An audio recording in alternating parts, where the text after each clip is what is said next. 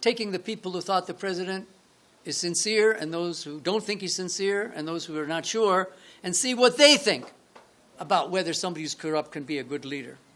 And it's interesting that those who think the president is sincere, slightly more likely to say that somebody who's corrupt can be a good leader.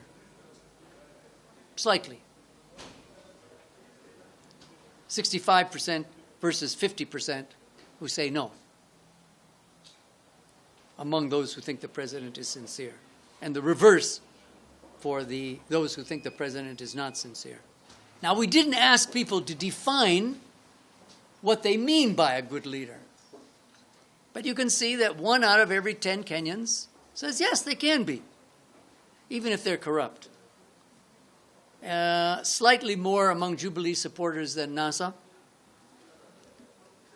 12% versus 7%. But overwhelmingly, Kenyans say no. And yet, if you go back to the list of people that they think, leaders who they think were or are corrupt, most of them are people who have been elected. Some of them, even after they acquired this reputation of being corrupt. So it seems like Kenyans want to have it both ways. They want to believe that corrupt people can't be good leaders, but in many cases they vote for them anyway.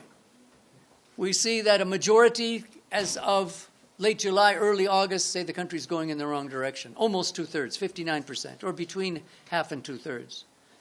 And only 1/3,